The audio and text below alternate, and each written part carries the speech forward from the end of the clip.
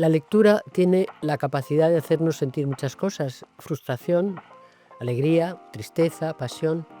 Un libro puede incomodarnos, emocionarnos, hacernos dudar o reconciliarnos con algo que creíamos perdido. Pero también tiene un lado mágico que nos permite viajar sin movernos del sofá y trasladarnos a otras épocas y a otras vidas. A través de sus páginas podemos caminar por calles que ya no existen, ser testigo de conversaciones que ocurrieron hace siglos y escuchar voces que el tiempo quiso silenciar. Y ese es uno de los poderes de la literatura. No solo nos cuenta la historia, nos permite mirarla desde otro lugar. Los libros nos ayudan a revisar el pasado, nos recuerdan que la historia no siempre está completa porque hay voces que no fueron escuchadas. Hoy en La Estantería vamos a hablar de cómo la literatura puede reescribir la historia y de cómo una novela puede devolver la palabra a quien vivió en la sombra. Soy Natividad Preciado y esto es La Estantería.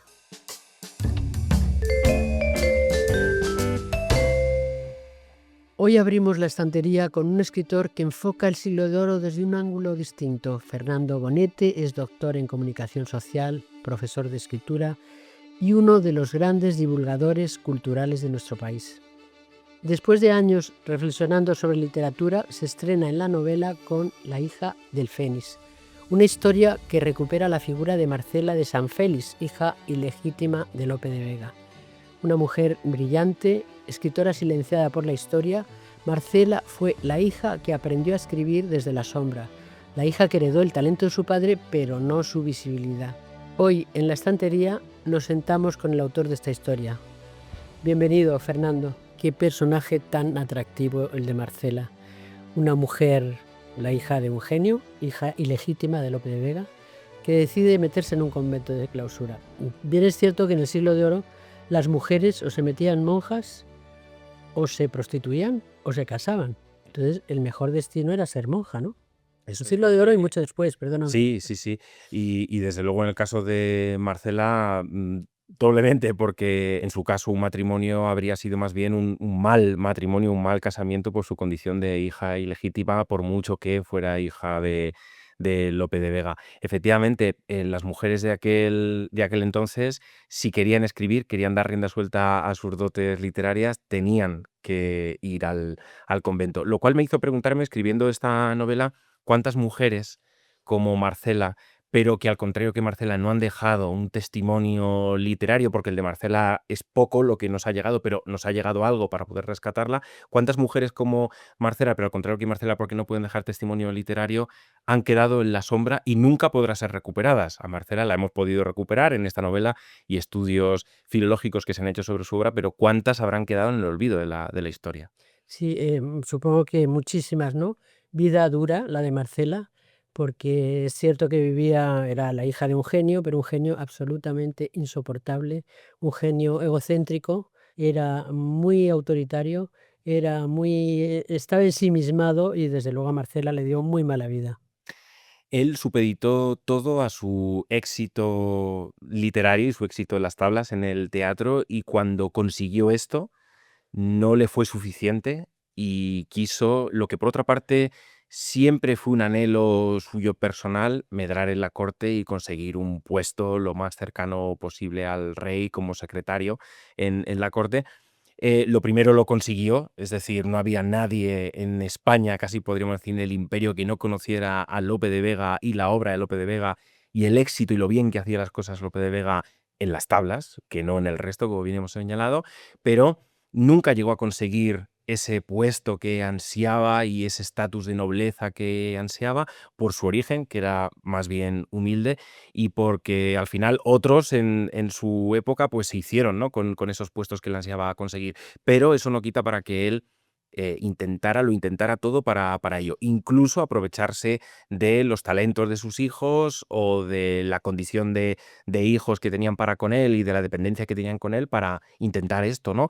Hay un hecho que ejemplifica muy bien esto, y es que Marcela, cuando tiene que profesar su fe ya en el convento, y va a entrar en el convento después de haber pasado ese año de noviciado, en la ceremonia es aprovechada por Lope para convertirlo en todo un acto público de validación personal, de mirad mi hija que va a entrar en el convento, la pureza de su fe, cuando por otra parte él era sacerdote en aquel momento y estaba teniendo relaciones con Marta de Nevares, ¿no? Pero aprovechaba el éxito de su hija, ese pequeño éxito de que iba a profesar en el convento, para de nuevo venderse como una figura otra vez revestida de pureza en la fe. Entonces, hasta incluso en ese acto que hubiera sido lógico, hubiera sido protagonizado por Marcela, él intenta tomar el protagonismo. Eso te iba a decir, era muy misógino. Iba a decir, todos lo eran en esa época, pero no es cierto, porque Cervantes, por ejemplo, no lo era tanto. Era misógino hasta el punto de que reconoce la paternidad de su hijo ilegítimo, pero no al principio la de Marcela, ¿no? Eso es, eso es. Cuando nace Marcela, la partida de bautismo que se conserva pone hija de padres desconocidos, aunque él estaba en ese momento en la firma del acta y estuvo en el bautismo y era Vox Populi quien era el padre, pero no quiso dejarlo ahí reconocido, quizás pensando en la posteridad, aunque luego, por supuesto, la posteridad ha descubierto todo y sabemos todo en relación con Marcela. Y como bien señalaba, sin embargo, cuando lo hace Lopito, también hijo de Micaela de Luján, amante fuera del matrimonio, lo reconoce porque quizá él tenía una cierta expectativa de que si no Carlos Félix, que era su primera apuesta para que siguiera la estela literaria que él estaba desarrollando, pues fuera Lopito el que se encargara de ello. Pero en ningún caso Marcela, aunque luego Marcela fue la única de sus muchísimos hijos, hijas, que realmente demostró dotes para la escritura. A medida que iba leyéndolo, me iba apasionando la historia, pero cada vez que se avanzaba, tenía más manía Lope. Le he cogido una manía tremenda. Bien es cierto que todos Sí. los genios tienen ese lado oscuro, todos los grandes genios, pues tienen esa parte de la vida privada que son generalmente hay muchísimos impresentables, Mm. pero Lope, le he descubierto más a través de tu novela y de verdad que es que se hace duro, ¿eh? Se hace duro. En esta novela descubrimos a Marcela y redescubrimos Sí. a todo un personaje como Lope de Vega.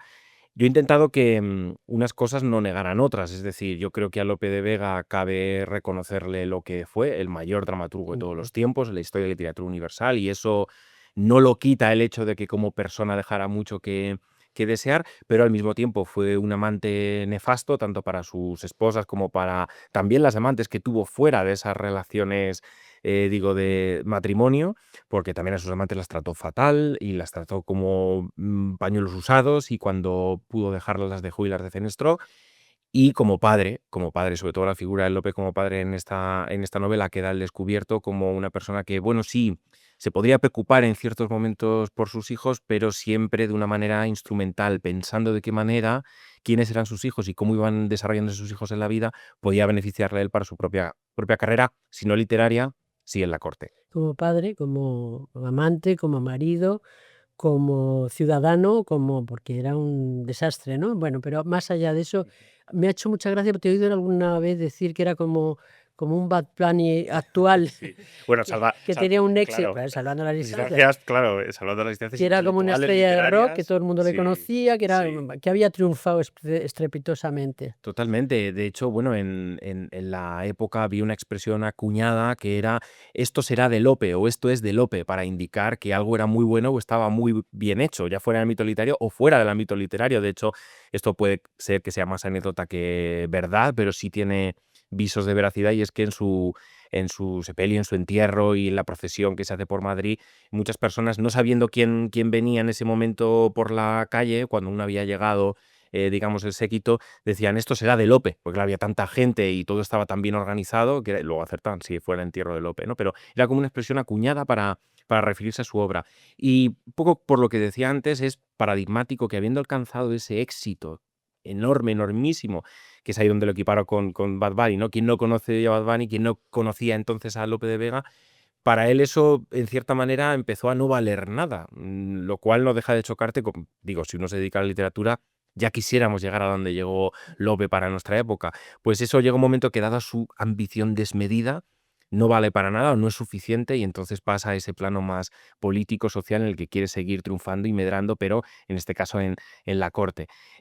Por lo tanto, fue una persona también tremendamente insatisfecha en su ambición, porque pudiendo haberse dado por satisfecho con lo que consiguió, que ya fue mucho, no le fue suficiente. Es que son insaciables todos, todos los que tienen un éxito arrollador es verdad, y sin embargo ahí está la figura de Marcela, que es maravillosa, es una mujer pues que no busca el éxito, que no busca la fama, se busca a sí misma y termina encontrándose en ese convento y escribiendo, que es lo que le gusta, y además sin ninguna vanidad. O sea, es un ejemplo vital de verdad que es maravilloso, es una mujer muy atractiva, muy atractiva. ¿Cómo se te ocurrió? ¿Dónde empezaste a escarbar para conocer más al personaje? Pues fue buscando en la biografía de De Lope de Lope, Vega para claro. un libro anterior de anécdotas. Quiero decir, no buscaba nada desde el punto de vista investigador o profundo, simplemente una anécdota que contar de la vida de Lope para el capítulo dedicado a Lope.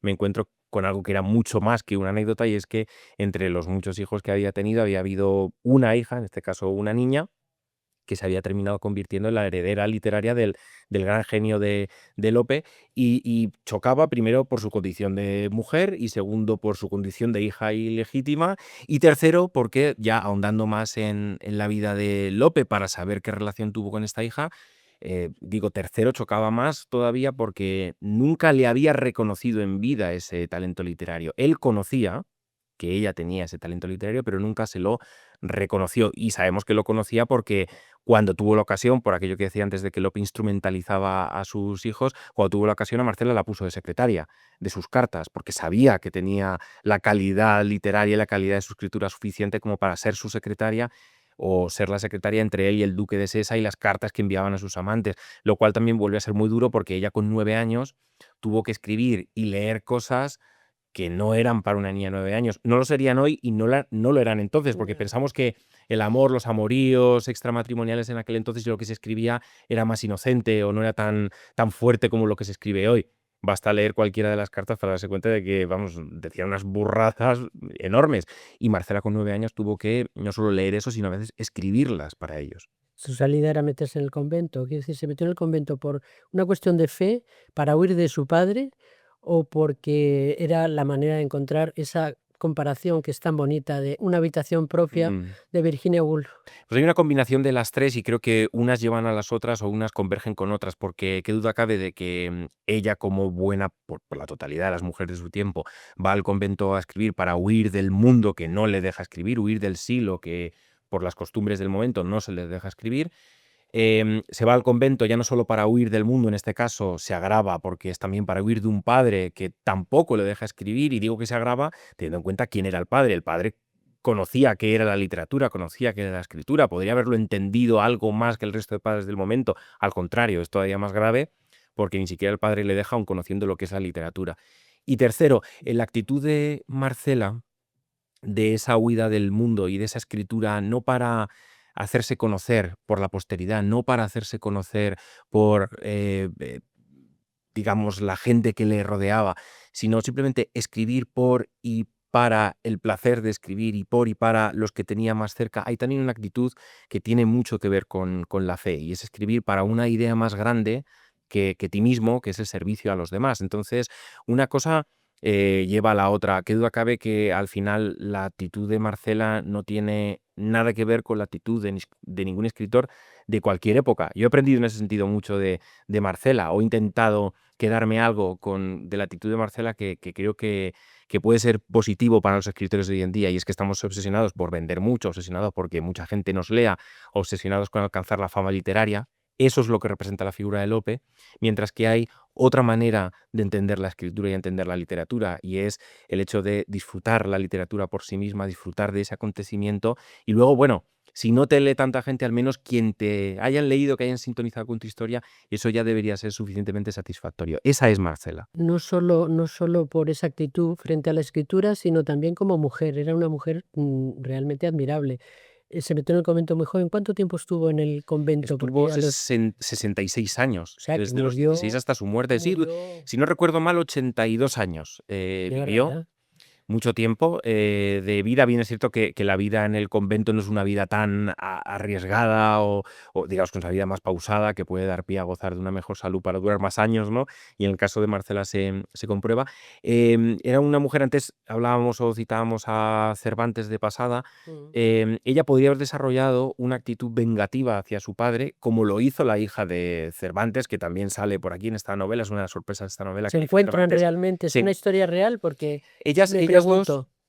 No sabemos realmente si se encontraron o no se encontraron, pero sí hay evidencia de que compartieron un tiempo. Sí hay una cierta información sobre que Isabel de Saavedra se pudo plantear en algún momento la provisión de fe en el convento. En cualquier caso, si se hubiera planteado, lo hubiera desechado muy pronto, porque además Isabel de Saavedra terminó siendo empresaria, y una empresaria de bastante éxito. Es otra mujer que rompió moldes, pero en este caso no en la literatura, sino, digamos, en la parte más empresarial, financiera, si queremos expresar en nuestros términos, ¿no?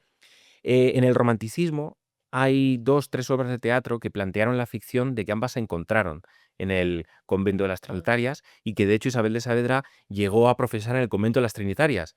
Es una ficción absoluta muy Sí, claro. romántica, por eso el romanticismo. Los historiadores han descartado de plano esa hipótesis, es imposible por la biografía de Isabel de Saavedra. Pero bueno, yo juego con esa idea del romanticismo, no de que ella profesó en el convento, no de que compartieron tiempo en el convento, pero sí de que se encontraron para confrontar ambas actitudes, ¿no? La actitud de la hija vengativa.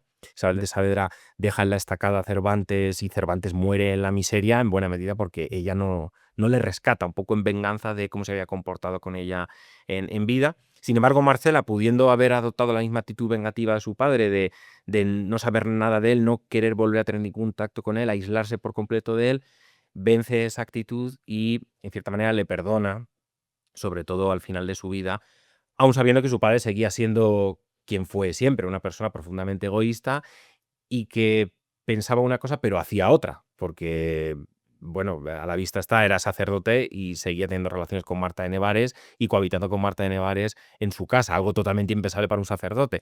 Y aún con todo ese dolor que le producía saber que su padre era un hipócrita, ella le acompaña y en cierta manera le perdona, ¿no? Entonces encontramos también a una buena persona en la figura de Marcela, ¿no? Y viene a contradecir esa figura del escritor o esa figura mayoritaria en la historia de la literatura del escritor como persona egoísta, del intelectual como persona egoísta. Bueno, pues en Marcela encontramos a una escritora que además fue buena persona. Que reivindica una serie de valores que sería bueno reivindicarlos ahora. La generosidad, la lentitud, la meditación, en fin, una serie de cosas que nos vendrían estupendas. Es un ejemplo de mujer extraordinario en este momento, ¿no?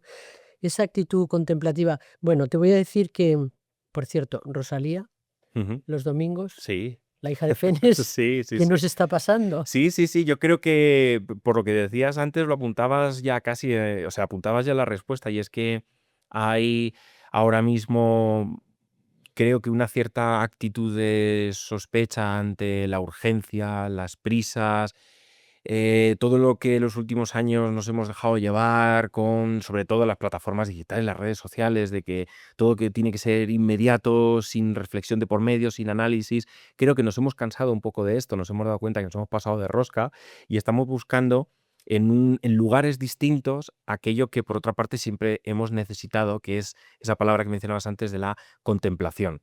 Lo contrario a todo ese tumulto, esa emergencia y esa urgencia que nos plantea el mundo de hoy es pararse a pensar y en ese sentido contemplar, que además la contemplación está vinculada directamente con la oración y con la fe.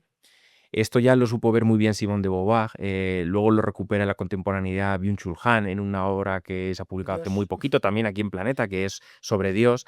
Y, y es que al final contemplar es pararse para poner tu máxima atención en algo que te importa o te interesa. Entonces, en el convento y en esa muchacha que entra en el convento en los domingos de Azúa, en la actitud también contemplativa, reflexiva de las letras, de Lux, de Rosalía, si me apuráis, Javier Cercas, el loco del fin del mundo, ¿no? Hay una actitud de tirar hacia el plano religioso contemplativo porque digamos que es el otro extremo, el de pararnos a pensar y desconectar de esa urgencia que es casi una esclavitud. Y esa es la idea, por cierto, que lleva a Marcela al convento, desconectar del mundo con el que no comulga. Parece que nosotros estamos buscando desconectar de un mundo con el que ya no comulgamos, buscando una salvación en ideas que de toda la vida han estado ahí, entre otras el convento. Has citado así de pasada las redes sociales y parece mentira que tú has conseguido una cosa importante, que es la lentitud del pensamiento, de la reflexión y tal, con la urgencia y la frivolidad de las redes sociales. ¿Cómo lo has hecho? Bueno, lo he conseguido parcialmente en el sentido de frenar un tanto, ¿no? Nuestras ansias del consumo de contenido en redes sociales, ¿no? Porque cuando Uno entra en Instagram, en TikTok, en estas plataformas, normalmente encuentra contenido de entre 6 y 15 segundos. Yo he conseguido alargar un poquito más la atención o intentar alargar un poquito más la atención al minuto y medio, ¿no? Y creo que en parte aprovechándome de la idea que comentaba antes, y es en lugar de ofrecer algo inmediato, ofrecer algo que se hace de rogar un poquito. Y cuando te hablo de un libro, de una obra literaria, de una película, de una serie, de una obra de arte, no, no intento condensar todo de una manera instantánea o inmediata, simplemente para que conozcas el título y el artista, sino No, que incluso el título siempre es al final y intento decirlo un tus poquito seguidores después. se impacientan. Alguno hay que se impacienta, pero eso es muy sintomático, ¿no? De que Sí, queremos de las todo ya, prisas. ya, inmediatamente. Y lo digo en el segundo 20, 23, 25, o sea que tampoco me demoro mucho, pero es que no somos capaces ni siquiera de esperar 20 segundos. Pero yo estoy empeñado en contarte algo del libro que vaya más allá del título y el autor y el me ha gustado, me parece maravilloso.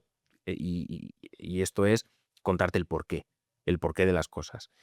Tampoco es que me demore mucho porque no me lo permite esa plataforma, pero al menos me gusta decir el porqué o intentar decir el porqué pues en minuto, minuto y medio. Y eso que en principio fue un riesgo que tomé en la cuenta, al final he comprobado que ha sintonizado con una parte de la audiencia, con una parte de usuarios que están en Instagram o en TikTok o en redes sociales para algo más que simplemente entretenerse o mediante una fórmula de entretenimiento conseguir profundizar un poquito más en la realidad. Y yo creo que está siendo una corriente que está teniendo bastante aceptación, porque igual que tengo yo ahí mi cuenta y mi perfil, hay muchas otras cuentas en el mundo de la cultura, la ciencia, el arte, que están haciendo esto y está funcionando. Pues ojalá entre el medio millón de seguidores que tienes en Instagram, ¿no? Que yo sepa, Ujú. más esta maravillosa Marcela, que es un personaje a seguir y es ejemplar, consigas extender la cultura y que la gente lea, medite y viva de una manera más tranquila. Ojalá que sí.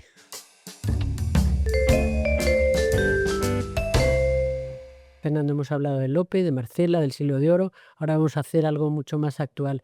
Hay un libro maravilloso que seguro que conoces, que es La biblioteca llena de fantasmas, Sí, seguro. sí. ¿Hay mucho fantasma en la literatura? Hay muchos fantasmas en la literatura, que serían esas personas que van de que les interesa la lectura, los libros, la literatura o la escritura y, sin embargo, a la hora de la verdad lo que les interesa es medrar, polemizar, entrar en conflictos, todo lo contrario a la literatura.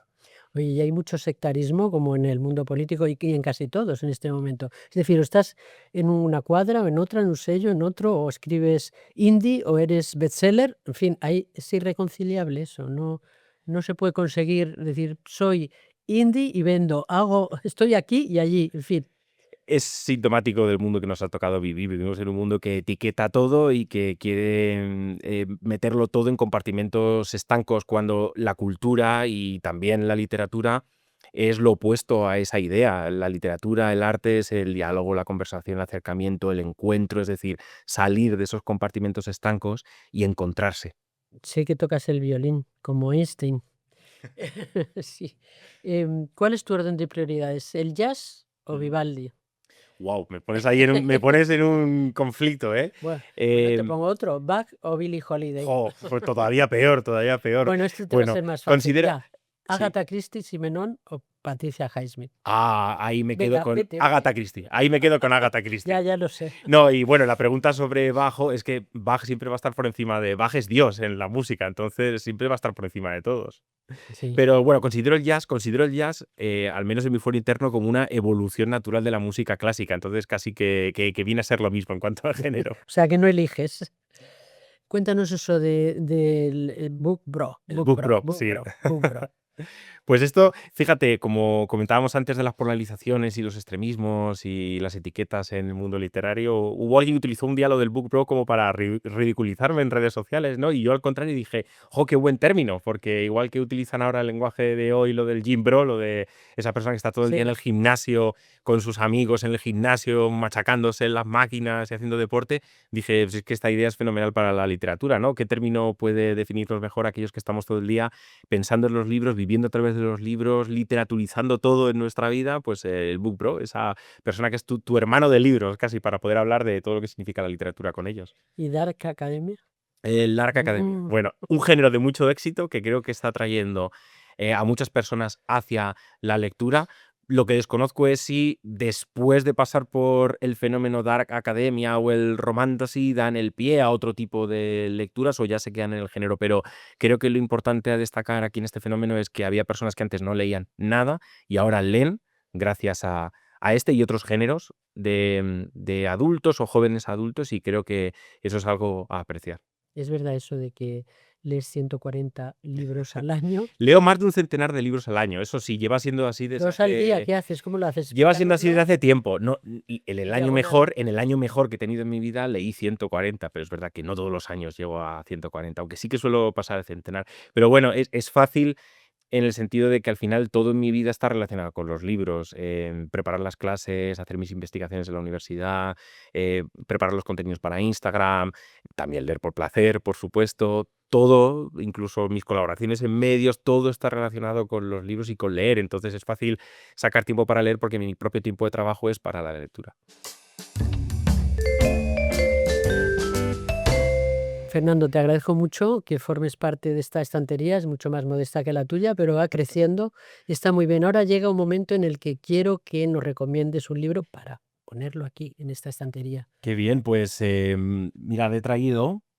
Si antes comentábamos que Bach era lo más en la historia de la música, era imposible confundirse ni equivocarse con él, pues tampoco en la literatura te puedes equivocar con Marcel Proust, un clásico entre clásicos. Proust es una persona que se dio cuenta al final de su vida de tantas cosas que había hecho por hacer, de tantas cosas que había hecho sin amarlas, sin quererlas verdaderamente, y escribe En busca del tiempo perdido, toda esa serie literaria, para, en cierta manera, recuperar todo ese tiempo, recobrar el tiempo, como se llama el último volumen, el tiempo recobrado. Así que, bueno, pongámonos en esa perspectiva de hacer las cosas porque las amamos, de hacer las cosas porque verdaderamente las queremos y de hacer las cosas porque las pensamos, para que no nos pase como Proust y también aprendamos con él a valorarlas, en Pues busca del muchas tiempo gracias, perdido. porque Proust es imbatible. Pues cuánto te lo agradezco, ha sido un placer, de verdad, Mío, Fernando, mío. tenerte en esta estantería. Tú tienes una muy importante, pero aquí tenemos una que va creciendo y que está muy bien. Así que Muchísimas te lo gracias. agradezco mucho, Fernando. Un placer.